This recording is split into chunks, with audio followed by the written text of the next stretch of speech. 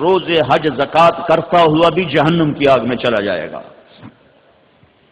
تو آپ روزانہ پوچھتے، حضرت عائشہ کے گھر سے بیماری شروع ہوئی اور اگلے دن گزرا حفصہ، اگلے دن گزرا ام حبیبہ، اگلے دن گزرا ام سلمہ، اگلے دن گزرا میمونہ۔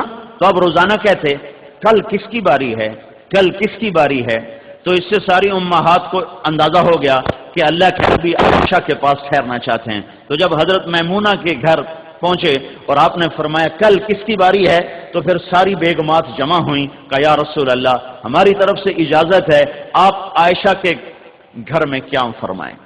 تو آپ نے اپنے اختیار کو استعمال نہیں کیا، امت کو پیغام دیا کہ یوں عدل کیا جاتا ہے۔ تو پھر آپ حضرت علی اور عباس کے کندھے پر ہاتھ رکھ کر آپ حضرت عائشہ کے گھر تشریف لے گئے، پھر وہاں سے پھر اللہ کے پاس گئے ہیں، باہر نہیں نکلے ہیں۔ تو اس وقت جب ملک الموت آیا ہے تو آپ حضرت ام عائشہ کے سینے پر یوں سر رکھ کے یوں لٹو، نیم دراز تھے اس حالت میں، یہ گال حضرت عائشہ کے یہاں سینے پر یہاں رکھا ہوا تھا، یوں کرتی، اور حضرت عائشہ بیٹھی ہوئی تھی، یوں بیٹھی ہوئی تھی، اور یہاں آپ کا سر سینے سے لگایا ہوا تھا۔ کیا ماں ہے جس کی گود میں اللہ کے نبی اللہ کے دربار میں پیشیدے ہیں، جس کا گھر اس کی آرام گاہ بنے، جس کے گھر میں روزانہ 70,000 فرشتہ صبح سے شام تک تسبیح پڑھے، سلام پڑھے، پھر شام کو نیا 70,000 آئے اور شام تک درود و سلام، کیسا گھر ہوگا؟ تو ملک الموت اندر آ کر کہتا ہے السلام علیکم یا رسول اللہ۔ آج یہ پہلا موقع ہے ملک الموت نے کسی کو سلام کیا ہے، وہ کسی کو سلام نہیں کرتا، نہ آئندہ کرے گا، نہ پہلے کیا۔ کہنے کہ یا رسول اللہ جب سے موت کا کام میرے ذمہ لگا ہے یہ پہلا موقع ہے، اللہ نے فرمایا پوچھ کے جانا، بن پوچھے نہ جانا، اور یہ پہلا موقع ہے اللہ نے فرمایا آنا چاہیں تو لے آنا، رہنا چاہیں تو چھوڑ کے آ جانا۔ تو آپ نے فرمایا اگر میں کہوں میری جان نکالو تو میری بھی نکالو گے؟ کہ جی آپ کی بھی نکالوں گا۔ تو آپ نے جبریل کو دیکھا، کیا کہتے ہو؟ تو جبریل نے کہا یا رسول اللہ اللہ آپ کی ملاقات کا شوق رکھا۔ تو آپ نے فرمایا اچھا جاؤ پہلے اللہ سے پوچھ کے آؤ میرے بعد میری امت کے ساتھ کیا کرے گا۔ یہ نہیں فرمایا جاؤ پوچھ کے آؤ میرے بعد حسن حسین کے ساتھ کیا کرے گا، حسین کو تو ان قریب ذبح کیا جانے والا ہے اور اس کا سر نیزے پہ چڑھنے والا ہے، اور میرا خاندان بوٹی بوٹی ہونے والا ہے، اس کا خون پانی کی طرح بہنے والا ہے، اس کو نیزوں پہ چڑھا کے پھرایا جانے والا ہے، تو جاؤ پوچھ کے آؤ میرے بعد میری اولاد کے ساتھ کیا کرے گا۔ اولاد کو اللہ کی تقدیر کے حوالے کر دیا۔ تھوڑی دیر پہلے ملک الموت کے آنے سے پہلے حضرت فاطمہ کو بلایا، پیار کیا، سینے سے لگایا، اس کے کان میں فرمایا میں جا رہا ہوں بیٹی، میں جا رہا ہوں۔ تو رونے لگی، پھر ان کا کان اپنے پھر سینے پر سر رکھ کر کہا رو نہیں میرے بعد سب سے پہلے تیری میری ملاقات ہوگی۔ 6 مہینے بعد حضرت فاطمہ کا بھی انتقال ہوگا۔ پھر حسن حسین کو بلایا، دونوں کو یوں لے لیے، ایک ادھر ایک ادھر اس طرح، اور دونوں کو پیار کر رہے ہیں اور خاموش آنسو بہ رہے ہیں، خاموش آنسو بہ رہے ہیں، پیار کر رہے ہیں رو رہے ہیں، پیار کر رہے ہیں رو رہے ہیں، مسلسل رو رہے ہیں، مسلسل رو رہے ہیں کہ آگے نظر آ رہا تھا کہ یہ کس طرح سر کٹوا کے نیزے پہ چڑھے گا۔ واہ یا رسول اللہ، کمال ہی کر دیا۔ پھر علی کو بلوایا اور ان کا سر اپنی گود میں رکھا اور ان کی کمر پہ سے ہاتھ پھیرتے رہے اور دعا دیتے رہے، پھر ان کو بھی رخصت کر دیا۔ اب آیا ہے میرے رب کا پیغام، تو جبریل سے کہہ رہے ہیں اللہ سے پوچھ کے آؤ میرے بعد میری امت کے ساتھ کیا کرے گا، یہ نہیں کہہ رہے اہل بیت کے ساتھ کیا کرے گا، کہ وہ اللہ کی تقدیر کے سپرد، جا پیغام جا میرا پیغام دے میرے رب کو، میرے بعد میری امت کے ساتھ کیا کرے گا۔ تو اللہ کا پیغام آیا کہ میرے محبوب میں تیرے بعد تیری امت کو تنہا نہیں چھوڑوں گا، ساتھ دوں گا، میرا ان پہ سایہ رہے گا۔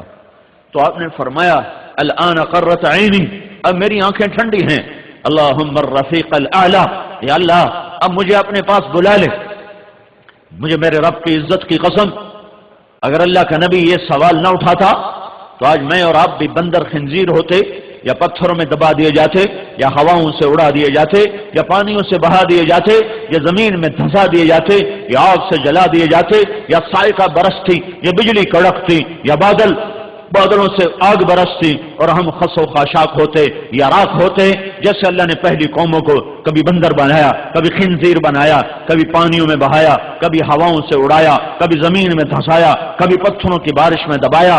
میرے اور میرے رب کا کیا رشتہ ہے؟ بیچ میں محمد مصطفیٰ کے آنسو ہیں، فریادیں ہیں، آہ ہے، نالے ہیں، رات کا رونا دھونا ہے۔ ان کے آنسوؤں کو دیکھ کر میرے رب نے کہا اچھا تیری امت کے ساتھ وہ نہیں کروں گا جو پہلوں کے ساتھ کیا۔ اگر یہ اس وقت نہ ہوتا تو میں اور آپ بھی انسان نہ ہوتے، کوئی اور نسل شکل میں نظر آ رہے ہوتے۔ الان قرۃ عینی اللہم الرفیق الاعلی، اے اللہ میری آنکھیں ٹھنڈی ہیں، اب مجھے اپنے پاس بلا لے، میرا کام ہو گیا۔ پھر جاتے وقت بھی امت کو نصیحت فرمائی ہے، سارے دین کا خلاصہ دو باتیں، الصلاۃ وما ملکت ایمانکم، اے میری امت ایک نماز نہ چھوڑنا اور آپس میں سلوک رکھنا، ماتحتوں سے سلوک رکھنا، غریبوں سے سلوک رکھنا، آپس کا سلوک نہ خراب کرنا۔ حجۃ الوداع کا سارا خطبہ اخلاق ہیں، اخلاق، نماز کا ذکر نہیں، روزے کا ذکر نہیں، تسبیحات کا ذکر نہیں، تلاوت کا ذکر نہیں، عبادات کا ذکر نہیں، عرفات کا اور مینا کے دونوں 10 کا 11 کا 9 کا یہ تینوں خطبیں ساری کتابوں سے ڈھونڈ کر جب میں نے اس کا خلاصہ نکالا ہے تو سارے کا سارا اخلاق پر ہے،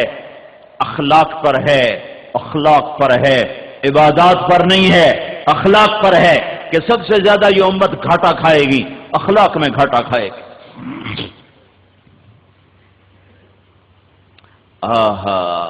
اے میری امت نماز نہ چھوڑنا میرا آخری پیغام۔ بورے والے کے 95% لوگ نماز چھوڑ گئے، پاکستان کے 95% لوگ نماز چھوڑ گئے۔ 100 میں 5 یا 10 زیادہ 10 لگا لو، 100 میں 10 آدمی نمازی ہوں گے مرد عورت میں، ورنہ چھوڑ گئے سب۔ اور اللہ کے محبوب کی آخری وصیت الصلاۃ، نماز نہ چھوڑنا۔ وما ملکت ایمانکم،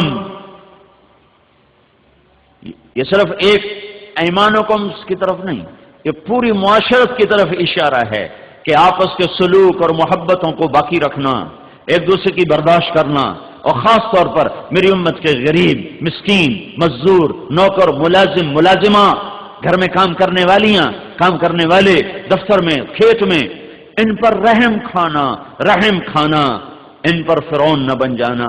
اپنے ہاتھ سے ڈونگا چھوٹ کے ٹوٹ جائے تو عورت کہتی اوہ ڈونگا ٹوٹ گیا، اور نوکرانی کے ہاتھ سے پرچ بھی ٹوٹ جائے تو اس کو آخری حد تک پہنچا دیتی ہے کہ میرے اتنے قیمتی شرٹ کی پرچ تو نے توڑ دی۔ مالک کے اپنے ہاتھوں سے گاڑی لگ جائے کہتا او گاڑی لگ گئی، اور ڈرائیور کے ہاتھوں خراش بھی آ جائے تو نہ اس کی ماں چھوڑتا ہے نہ بہن چھوڑتا ہے کہ تو اندھا تھا تجھے نظر نہ آیا، تو نے میری نئی گاڑی کو خراش لگا دی۔ یہ خراش تو مٹ جائے گی، پر اس گالی دینے سے جو اس کے دل پر خراش لگی ہے اسے اب 7 آسمان کا پانی بھی نہیں مٹا سکتا ہے، نہ دھو سکتا ہے۔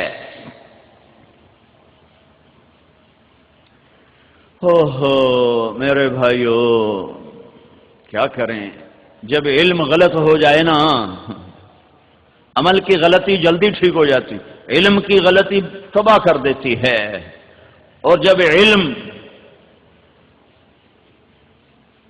صرف روٹی کے لیے رہ جائے تو وہ علم شعور نہیں پیدا کرتا بلکہ پیٹ کی ہوس کو بڑھاتا ہے۔ ہمارا المیہ یہ ہے کہ کالج سکول ان کی تعلیم برائے شعور نہیں ہے، برائے روٹی ہے۔ اور دکھ درد کی بات یہ ہے کہ مدرسے میں جانے والا بھی وہ بھی روٹی کے گرد گھوم رہا ہوتا ہے، وہ بھی اپنے قرآن سے اللہ کی تلاش میں نہیں ہوتا، وہ بھی کہتا ہے کوئی نوکری مل جائے گی، کہیں ملازمت مل جائے گی، کہیں اسکول ماسٹر لگ جاؤں گا، کسی دفتر میں چلا جاؤں گا، کوئی امام خطیب بن جاؤں گا۔